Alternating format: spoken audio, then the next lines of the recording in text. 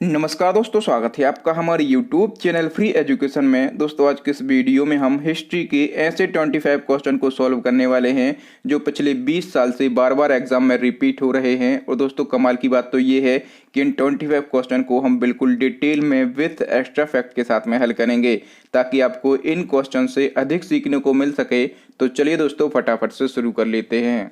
Number first question है, निम्न में से कौन अकबर के शासनकाल में भू राजस्व प्रणाली का प्रभारी था? तो देखिए दोस्तों, जितने भी क्वेश्चन इस वीडियो लेक्चर में लाया हूं, यदि आपको पहले से किसी क्वेश्चन का आंसर पता है तो वीडियो को पॉज करके अपना आंसर लगाएं। इसके बाद मैं आंसर बताऊंगा और क्वेश्चन के रिलेशन में जितने भी एक्स्ट्रा फैक्ट बन सकते हैं उन सभी फैक्टों को समझाऊंगा। तो देखिए दोस्तों, अकबर के शासनकाल में जो टोडरमल है ये भू राजस्व प्रणाली का प्रभारी या फिर वित्त मंत्री था। तो इस क्वेश्चन का सी ऑप्शन सही हो जाएगा। और देखिए दोस्तों, जो टोडरमल है इसने एक नया टैक्सेशन सिस्टम लागू किया था, ये भी पूछा जाता है। तो टोडरमल ने जो टैक्सेशन सिस्टम लागू किया था उसको कहा जाता था आयन ए दहसाला। ठीक है, तो ये टैक्सेशन सिस्टम का नाम है। इसको जो है टोडरमल ने लागू किया था, इसको आप याद रखेंगे। नंबर सेकंड क्वेश्चन है, वर्तमान भारत पुस्तक की रचयिता कौन है? तो देखिए दोस्तों, वर्तमान भारत जो पुस्तक है इसके रचयिता हैं स्वामी विवेकानंद। तो इस क्वेश्चन का डी ऑप्शन सही हो जाएगा। और देखिए दोस्तों, हम 12 जनवरी को क्या मनाते हैं? तो राष्ट्रीय युवा दिवस मनाते हैं। ठीक है, राष्ट्रीय युवा दिवस मनाते हैं हम 12 जनवरी को। तो वो इन्हीं के जन्म दिवस के उपलक्ष्य पे मनाते हैं। ठीक है, और देखिए दोस्तों, जो स्वामी विवेकानंद हैं इन्होंने जो है 1897 में, याद रखना है, इन्होंने 1897 में रामकृष्ण मिशन की स्थापना की थी। ठीक है, रामकृष्ण मिशन की स्थापना किसने की थी? तो स्वामी विवेकानंद ने की थी। कब की थी? 1897 में की थी। नेक्स्ट क्वेश्चन है, प्लासी के युद्ध में अंग्रेजों का नेतृत्व किसने किया था? तो देखिए दोस्तों, जो प्लासी का युद्ध हुआ था इसमें अंग्रेजों का नेतृत्व किया था रॉबर्ट क्लाइव ने। तो इस क्वेश्चन का बी ऑप्शन सही हो जाएगा। और दोस्तों यदि हम बात करें प्लासी के युद्ध की तो ये हुआ था 23 जून 1757 को। और कहाँ पर हुआ था? तो भागीरथी नदी के किनारे प्लासी नामक गांव में ये युद्ध हुआ था। किस किस के बीच में हुआ था? तो अंग्रेजों और सिराजुद्दौला के बीच में ये युद्ध हुआ था। ठीक है, जो सिराजुद्दौला है ये उस समय बंगाल का नवाब था, इन दोनों के बीच में ये युद्ध हुआ था। और इस युद्ध में जो है सिराजुद्दौला की हार हो गई थी। ठीक है, और ये जो युद्ध है इसमें अंग्रेजों का नेतृत्व किसने किया था? तो रॉबर्ट क्लाइव ने किया था। ये क्वेश्चन कई बार रिपीट होता है। नेक्स्ट क्वेश्चन देख लेते हैं दोस्तों। अगला हमारा क्वेश्चन है, सोने के सर्वाधिक सिक्के किस काल में जारी किए गए थे? तो सोने के सबसे ज्यादा सिक्के जो हैं ये जारी किए गए थे गुप्त काल में। तो इस क्वेश्चन का बी ऑप्शन सही हो जाएगा। जो गुप्त काल है दोस्तों, इसको ही भारतीय इतिहास का स्वर्ण युग कहा जाता है। ये फैक्ट भी पूछा जाता है। तो भारतीय इतिहास का स्वर्ण युग किसको कहा जाता है? तो गुप्त काल को ही कहा जाता है। ठीक है, जो गुप्त वंश है इसके संस्थापक कौन थे? श्रीगुप्त थे। ठीक है, और श्रीगुप्त ने जो है गुप्त वंश की स्थापना 510 ईस्वी में की थी। और देखिए दोस्तों, गुप्त वंश का अंतिम शासक भी पूछा जाता है। तो गुप्त वंश जो है इसका अंतिम शासक कौन था? तो वो था विष्णुगुप्त। ठीक है, जो मैं एडिशनल इन्फॉर्मेशन देता हूँ वो भी आपके एग्जाम पॉइंट ऑफ व्यू से बहुत ही ज्यादा इंपॉर्टेंट होती है। नेक्स्ट क्वेश्चन देख लेते हैं दोस्तों। अगला हमारा क्वेश्चन है, कह रहा कि हरिजन समाज के संस्थापक कौन है? तो देखिए दोस्तों, जो हरिजन समाज है इसके संस्थापक है महात्मा गांधी जी। तो इस क्वेश्चन का सी ऑप्शन से हो जाएगा। और हरिजन समाज की इन्होंने स्थापना कब की थी? तो 1932 में की थी। ठीक है, और देखिए दोस्तों, एक और क्वेश्चन पूछा जाता है कि जो हरिजन शब्द है, ठीक है, जो हरिजन शब्द है इसका सबसे पहले प्रयोग किसने किया था? तो इसका सबसे पहले प्रयोग किया था महात्मा गांधी जी ने। नेक्स्ट क्वेश्चन देख लेते हैं दोस्तों। अगला हमारा क्वेश्चन है, भारत में पोलो खेल का प्रचलन किसने शुरू किया? तो देखो दोस्तों, भारत में पोलो खेल जो है इसका प्रचलन किया था तुर्कों ने। ठीक है, इसका प्रचलन शुरू किसने किया था? तुर्कों ने शुरू किया था। बी ऑप्शन सही हो जाएगा। नेक्स्ट क्वेश्चन है, मुद्रा राक्षस के लेखक कौन है? तो देखिए दोस्तों, जो मुद्रा राक्षस है इसके लेखक हैं विशाखदत्त। तो इस क्वेश्चन का बी ऑप्शन सही हो जाएगा। इस पुस्तक को मैंने ट्रिक के माध्यम से भी समझाया था। तो देखिए दोस्तों, यहाँ पर लिखा है राक्षस। ठीक है, और राक्षस कौन होते हैं? जिनकी विशाख यानी कि बड़े क्या होते हैं? दंत होते हैं, यानी कि दांत होते हैं। और देखिए दोस्तों, जो मुद्रा राक्षस है ये संस्कृत भाषा में लिखा गया एक नाटक है। इसमें चाणक्य और चंद्रगुप्त मौर्य की राजनीतिक सफलताओं के बारे में वर्णन किया गया है। नेक्स्ट क्वेश्चन देख लेते हैं दोस्तों। अगला हमारा क्वेश्चन है रानी लक्ष्मीबाई का मूल नाम क्या है। तो देखिए दोस्तों, जो रानी लक्ष्मीबाई है इनका मूल नाम है मणिकर्णिका। तो इस क्वेश्चन का सी ऑप्शन सही हो जाएगा। और एक्स्ट्रा इन्फॉर्मेशन हम देख लेते हैं। तो देखिए दोस्तों, जो रानी लक्ष्मीबाई हैं इनका मूल नाम या फिर बचपन का नाम पूछा जाए तो आप कहेंगे मणिकर्णिका या फिर मनुथा। ठीक है, इनकी माँ का नाम क्या था, तो भागीरथी बाई था। और इनके पिता का नाम क्या था, तो मोरोपंत तांबे था। और इनके पति का नाम था गंगाधर राव। और इनका जो दत्तक पुत्र था उसका नाम था दामोदर राव। और देखिए दोस्तों, इनकी सहायिका का नाम पूछा जाता है। ठीक है, तो लक्ष्मीबाई की सहायिका का नाम क्या था, तो झलकारी बाई था। ठीक है, और इनके घोड़े का नाम भी कई एग्जाम में पूछा गया है। ठीक है, तो देखिए दोस्तों, इनके इनके पास मुख्य रूप से 3 घोड़े थे। ठीक है, और इनका जो मुख्य घोड़ा था उसका नाम था बादल। लेकिन तीनों घोड़ों का नाम आपको पता होना चाहिए। एक का नाम था पवन, दूसरे का नाम था बादल और तीसरे का नाम था सारंगी। ठीक है, तो इनके घोड़े का नाम भी आपको जरूर याद रखना है। नेक्स्ट क्वेश्चन देख लेते हैं दोस्तों। अगला हमारा क्वेश्चन है आजाद हिंद फौज के संस्थापक कौन थे। तो दोस्तों, आजाद हिंद फौज के संस्थापक थे रास बिहारी बोस। तो इस क्वेश्चन का बी ऑप्शन सही हो जाएगा। और इन्होंने जो है 1942 में आजाद हिंद फौज की स्थापना की थी। और देखिए दोस्तों, जो आजाद हिंद फौज है इसका जो है आदर्श वाक्य पूछा जाता है। ठीक है, तो इसका आदर्श वाक्य है एकता, विश्वास और त्याग। ठीक है, एकता, विश्वास व त्याग जो है ये इसका आदर्श वाक्य है। ये भी एग्जाम में पूछा गया। नेक्स्ट क्वेश्चन है किस मराठा पेशवा को मराठा मैकियावेली कहा जाता है। काफी ज्यादा इंपॉर्टेंट क्वेश्चन है। तो देखिए दोस्तों, मराठा मैकियावेली कहा जाता है नाना फडणवीस को। तो इस क्वेश्चन का ए ऑप्शन से हो जाएगा। अपनी चतुराई व बुद्धिमत्ता के लिए जो नाना फडणवीस हैं ये बहुत ज्यादा प्रसिद्ध थे, इसलिए इनको मराठा मैकियावेली के नाम से जाना जाता है। ठीक है, और देखिए दोस्तों, यहाँ से एक क्वेश्चन पूछा जाएगा आपसे कि भारत का मैकियावेली किसको कहा जाता है। दोस्तों, भारत का मैकियावेली जो है ये कहा जाता है चाणक्य को। कंफ्यूज आपको नहीं होना है। भारत का जो मैकियावेली है ये कहे जाते हैं चाणक्य। और मराठा मैकियावेली कौन कहे जाते हैं, तो नाना फडणवीस कहे जाते हैं। अच्छा दोस्तों, ये मैकियावेली था कौन। तो देखिए दोस्तों, जो मैकियावेली है इसका पूरा नाम था निकोला मैकियावेली। ठीक है, निकोला मैकियावेली इसका पूरा नाम था। और ये जो है ये इटली का एक राजनीतिक दार्शनिक था। ठीक है, जो निकोला मैकियावेली है इसकी एक रचना है। ये रचना कई बार रिपीट होती है। दी प्रिंस कहता है किसकी रचना है, तो जो दी प्रिंस है ये निकोला मैकियावेली की रचना है। ठीक है, जो कि इटली का एक राजनीतिक दार्शनिक था। तो चलिए दोस्तों आगे बढ़ते हैं। इसी क्रम में एक और क्वेश्चन पूछा गया है कि शिवाजी को किसने पहाड़ी चूहा व साहसी डाकू की संज्ञा दी है। तो देखिए दोस्तों, जो शिवाजी हैं इनको औरंगजेब ने, ठीक है, इनको जो है औरंगजेब ने पहाड़ी चूहा व साहसी डाकू की संज्ञा दी है। देखिए दोस्तों, जो शिवाजी हैं इनके बारे में आप लोगों ने सुना होगा। ये जो है ये गोरोला रणनीति से दुश्मनों पर हमला करते थे।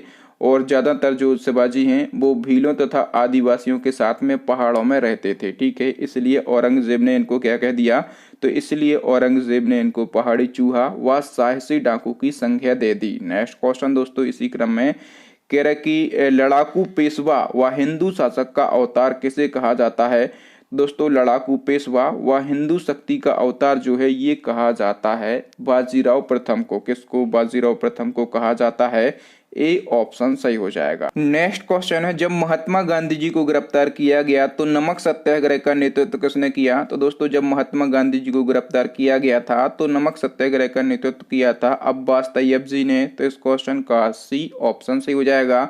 जो नमक सत्याग्रह है इसकी शुरुआत कब से हुई थी, तो इसकी शुरुआत हुई थी 12 मार्च 1930 से। ठीक है, अंग्रेजों द्वारा बनाए गए नमक कानून के विरोध में गांधी जी ने 78 लोगों के साथ में अहमदाबाद साबरमती से दांडी गांव तक पैदल यात्रा करके नमक कानून जो है इसका विरोध किया था। नेक्स्ट क्वेश्चन है उस वीर भारतीय राजा का नाम बताइए जिसे सिकंदर ने झेलम नदी के तट पर पराजित किया था। तो देखिए दोस्तों, सिकंदर ने झेलम नदी के तट पर पराजित किया था राजा पुरु या फिर पोरस को। तो इस क्वेश्चन का बी ऑप्शन सही हो जाएगा।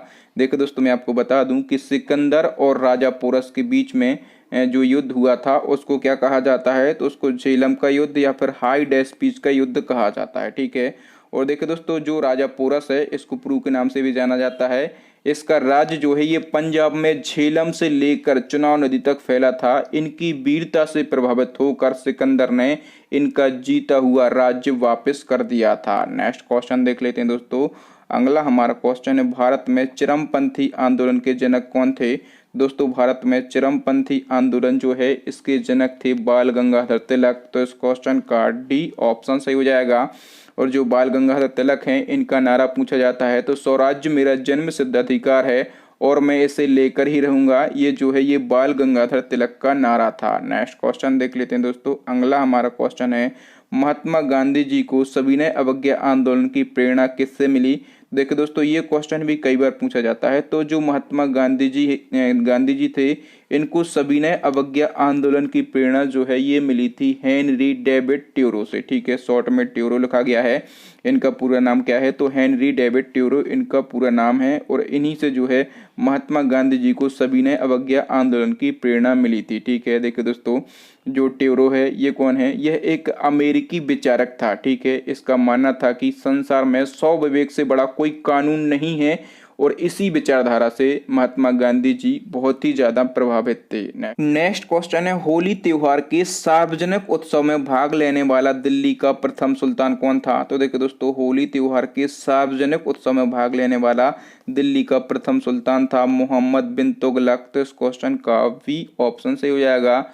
दिल्ली के सुल्तानों में मोहम्मद बिन तुगलक जो है पहला ऐसा शासक था जो कि हिंदुओं के त्योहारों में और खास करके होली में भाग लेता था, पार्टिसिपेट करता था। नेक्स्ट क्वेश्चन है दोस्तों, कृष्णदेव राय के दरबार में अष्टदिग्गज कौन थे? तो देखिए दोस्तों कृष्णदेव राय के दरबार में जो 8 तेलुगु कवि थे इनको जो है अष्टदिग्गज के नाम से जाना जाता था। तो इस क्वेश्चन का बी ऑप्शन सही हो जाएगा।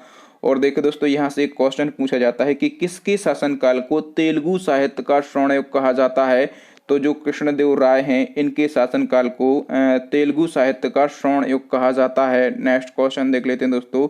अगला हमारा क्वेश्चन है, किस वंश के शासकों ने ब्राह्मणों और बुद्ध भिक्षुओं को कर मुक्त गांव देने की प्रथा शुरू की थी? तो देखो दोस्तों मैं आपको बता दूं कि जो सातवाहन वंश है, ठीक है, जो सातवाहन वंश है इसके शासकों ने ब्राह्मणों और बौद्ध भिक्षुओं को कर मुक्त गांव देने की प्रथा शुरू की थी। ए ऑप्शन सही हो जाएगा। नेक्स्ट क्वेश्चन देख लेते हैं दोस्तों। अगला हमारा क्वेश्चन है, जहांगीर का अर्थ क्या होता है? तो देखिए दोस्तों जहांगीर का अर्थ होता है विश्व विजेता। तो इस क्वेश्चन का सी ऑप्शन सही हो जाएगा।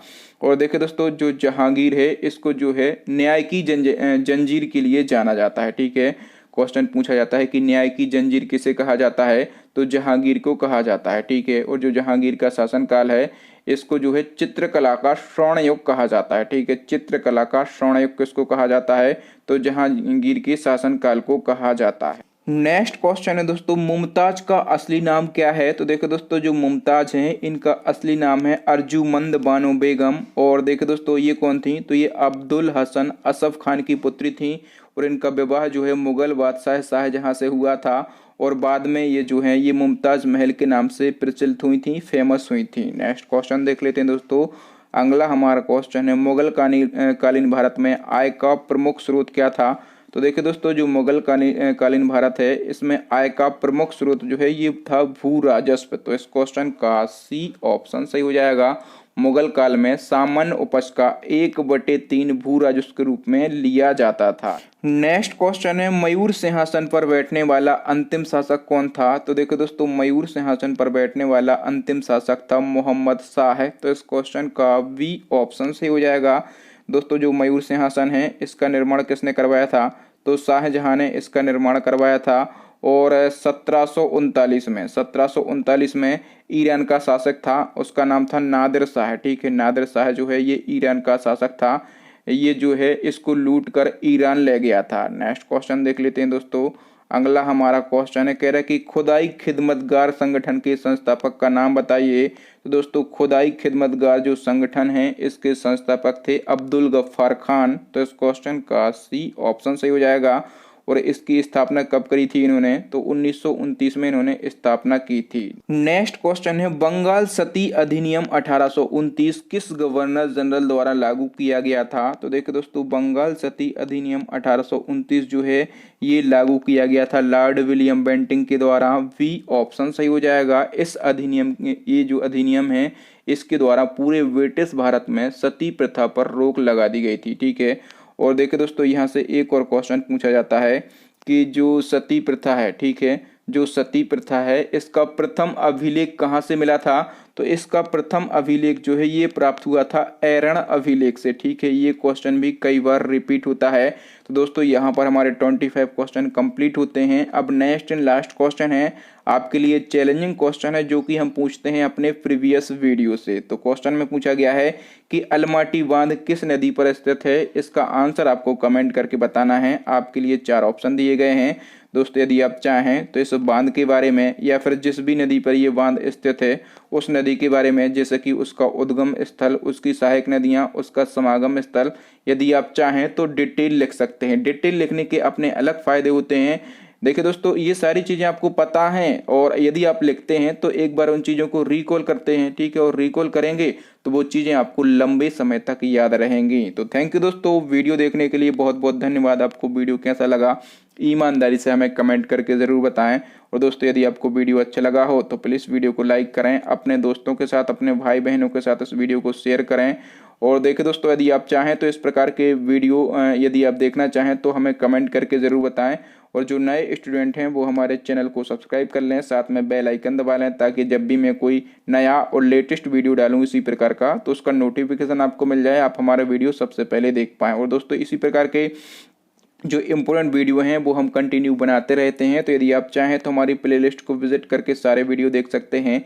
प्लेलिस्ट की लिंक यहाँ पर आई बटन में मिल जाएगी, नीचे डिस्क्रिप्शन में मिल जाएगी, या फिर दोस्तों अभी आपको स्क्रीन पर 3 महत्वपूर्ण वीडियो दिख रहे होंगे, इन वीडियोस को ज़रूर देख लें। थैंक यू दोस्तों, मैं मिलता हूँ आपको किसी नए वीडियो में किसी नए टॉपिक के साथ। तब तक के लिए जय हिंद, जय भारत, वंदे मातरम।